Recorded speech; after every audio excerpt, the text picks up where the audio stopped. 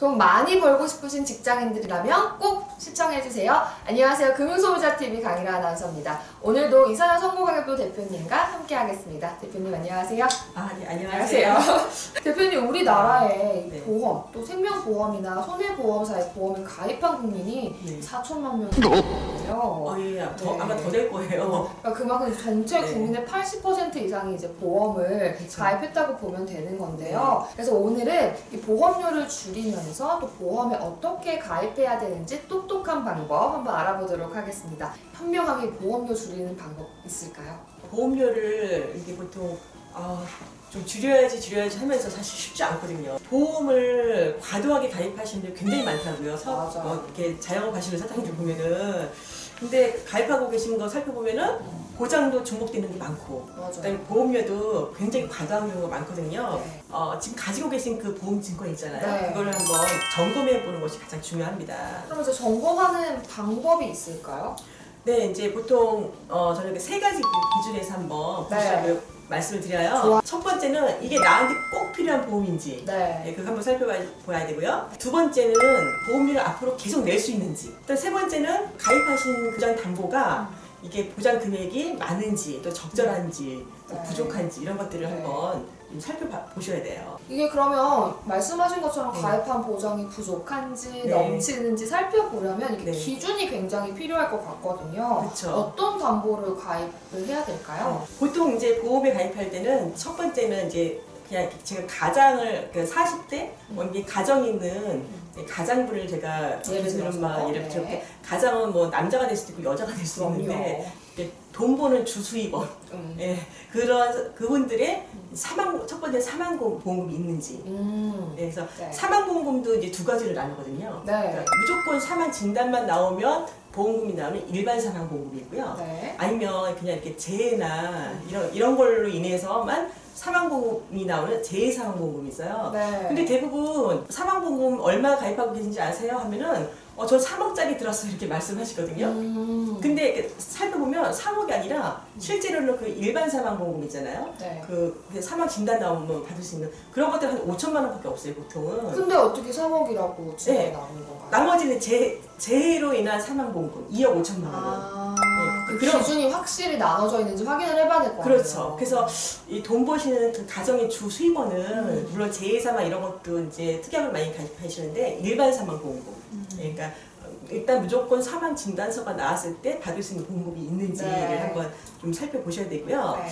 그다음에 이제 가장 중요한 거는 뭐 그 중요 질병에 대한 진단금. 그렇죠. 그러니까 요즘에 가장 흔한 게 암이잖아요. 맞아요. 뭐 4명 중에 1명이 암에 걸린다고 통계도 나와 있는데 그래서 암 보험에 가입되어 있는지 그다음에 뭐 심장 질환, 급성 심근경색증이라든지 또 뇌에 가는 거, 뇌질환이라든지 이런 그 중요 질병에 대한 진단금이 있는지를 좀 살펴봐야 됩니다.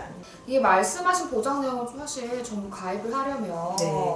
다 필요한 것 같으니까 그쵸. 보험료가 생각보다 많이 들 것 같아요. 맞아요. 오늘의 주제인 네. 보험료 다이어트 굉장히 쉽지만은 않은 것 네네. 같은데요. 네. 어떻게 더 해야 될까요? 그러니까 첫 번째는 가장 중요한 게 자기 소득을 일단 딱 그 기준으로 삼으셔야 돼요. 네. 그러니까 소득은 다 천차만별이잖아요. 엄청. 네, 많이 버시는 분들도 많이 버시고 하시지만 네. 그 소득에 자기가 버는 소득에 보통 그냥 기준을 주는 게 8%에서 12% 내외로 가입을 하셔라. 평균 10% 정도의 가입이라면 네네네. 적당하고 있네요. 소득의 10% 내외로 보험료를 납입을 하셔라 이렇게 그냥 기준을 드리고 있어요. 네. 근데 그거는 그 가정의 뭐 가족 구성원의 숫자나 그다음에 가지고 있는 자산이나 이런 거에 따라서 또 달라지겠지만 네. 이제 보통 그렇게 그 말씀을 드리고 있고요. 네. 보장 같은 거를 보시면은 이제 뭐 필요하다 보니까 이것저것 드시다 보면 보장도 되게 중복된 게 많거든요. 네. 그래서 이래 중복된 게 뭐 많지 않은지 넘치지 않은지 이런 것들도 살펴봐야 돼요. 이게 어떤 보험 상품을 해약하는 게 굉장히 좋을까요? 보험 상품을 가입할 때는 필요해서 들었는데 그러니까 생각해보니 네, 해약을 하려니까 가슴이 아프죠. 맞아요. 네. 근데 이제 대부분 그 보험을 해약하시는 경우가 뭐냐면 부채 상황, 아니면 긴급한 생활자금, 아니면 그 아이들 뭐 학비라든가 이런 교육자금 맞아요. 이런 것 때문에 주로 이제 많이 해약을 하시는데요. 근데 이제 해약도 전부 해약이 있고 일부 해약이 있거든요. 전부 100%. 예, 그냥 아예 계약을 다 해약하는 거랑 아니면 그 계약 중에서 특약 일부만 해약하는 그런 경우도 있어요. 네. 근데 이제 뭐 그렇게 하면서 이렇게 보험료를 조정하기도 하는데 그래도 이제 어쨌든 뭐 여러 가지 상황에 의해서 보험을 해약할 수밖에 없는 상황이라면 좀 우선순위가 있어요. 그렇죠. 네. 우선순위는 이제 첫 번째는 그런 이런 사망이나 이런 그 사고 등에 대비한 그 보장성 보험료보다는 네. 저축이나 투자성 보험. 이런- 저축이나 투자성 보험을 더 빨리 해약을 해야 그렇죠. 된다는 말씀이신가요? 거기는 보장이 이제 거의 많이 안 들어가 있으니까, 예, 보장성이 네, 안 들어가 있으니까 저축성이나 투자성 보험을 먼저 이제 해약을 해야 되고요. 네. 왜냐면 이제 그 보장성 보험을 해약하게 되면 그분이 만약에 과거에 보험금 받은 이력이 있거나 아니면 지금 무슨 질병을 앓고 계시면 보험에 더 이상 가입을 못 하거든요. 그렇죠. 예, 그렇기 때문에 사실 보장성 보험 해약하는 거는 조금 네. 신중을 기하셔야 돼요. 그리고 이제 두 번째 해약하는 기준은 이제 중복 가입한 보험. 근데 네. 중복 가입한 보험들이 보험 계약이 중복된 건 거의 없거든요. 네. 보험 계약이 중복된 게 아니라 그 계약에서 특약을 보면 특약별로 중복된 게 굉장히 많아요. 그러니까- 특약이요? 네, 그래서 음. 이쪽 그 계약에도 재해사망보험금이 있고 네. 이쪽 계약에도 재해사망보험금이 음. 이런 식으로 아니면 또 뭐 수술보험금이 이쪽에도 있고 이쪽에도 있고 이런 식으로 그래서 이제 그런 것들을 볼 때 이런 특약을 또 잘 조정하면 거기 또 약간 그 목돈이 생겨요. 어떡해요? 알려주세요. 목돈 생기는 거 너무 좋아. 알려주세요. 이 특약도 뭐 예전에 가입하신 것들은 이렇게 뭐 20년 납, 10년 납 이렇게 딱 정해져 있거든요, 기간들이. 네. 이제 그런 것들은 그 특약들도 책임준비금이라고 해서 보험사에서 이렇게 조금 그 준비를 해놓거든요. 네. 그 특약을 해약했을 때 그런 것들이 돈이 나와요. 그래서 그 보험을 여러 개 가입했지만 그거를 무조건 다 해약할 게 아니라 이것들을 어떻게 지혜롭게 조금 그 특약을 일부 해약하거나 해서 비상자금을 만들고 이런 과정을 통해서 좀 빚 갚는 데 도움을 받으시는 분들 굉장히 많이 있고요. 특약서 오늘 한번 다시 확인해봐야 될 것 네. 같아요. 그러니까는 보험을 해약하면 전부 다 해약하는 게 아니라 중요한 건 남기고 특약 중에서 일부만 조절을 해도 돈이 나온다. 네. 굉장히 이거야말로 진짜 꿀팁인 것 같은데요. 그죠? 모르셨대.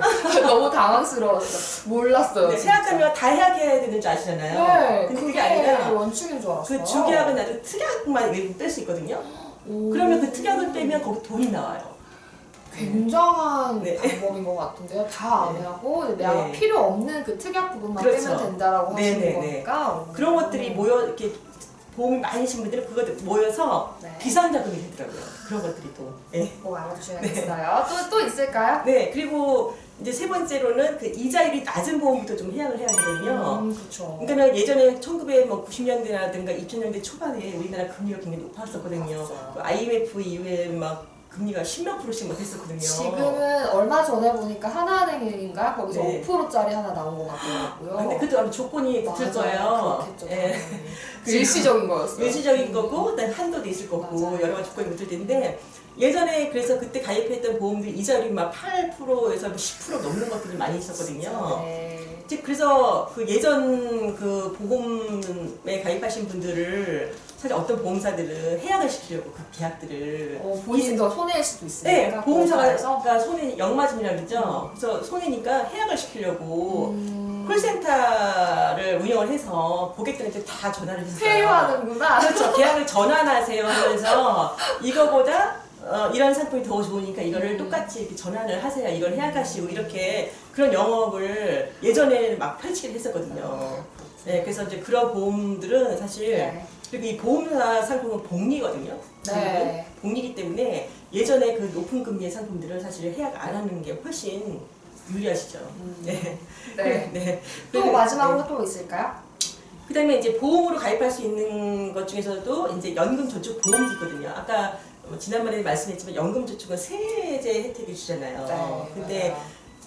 세제 혜택을 주지만 보험회사에서 가입한 거를 만약에 이제 뭐 돈이 필요해서 해약을 하셨다. 그러면 그 세제 혜택이 다 날아가는 거거든요. 해약을 하시면. 네. 그래서 그 세액공제 같은 것들 다 다시 내놔야 되고 환수되고. 예. 그래서 또 해약하면 또 손해를 보잖아요. 네. 예. 그래서 보험사에서 만약에 그 연금 저축을 가입하셨는데 본인이 납입할 상황이 안 된다. 네. 이런 분들은 보험사 거는 이렇게 금액을 줄이거나 하면 이게 부분 해지가 되거든요.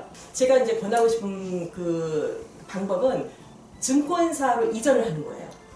그럼 해약되는 게 아닌가요? 네, 그 정부에서 그 연금 저축 같은 경우는 이전을 할 수 있도록 그 제도를 마련해놨어요.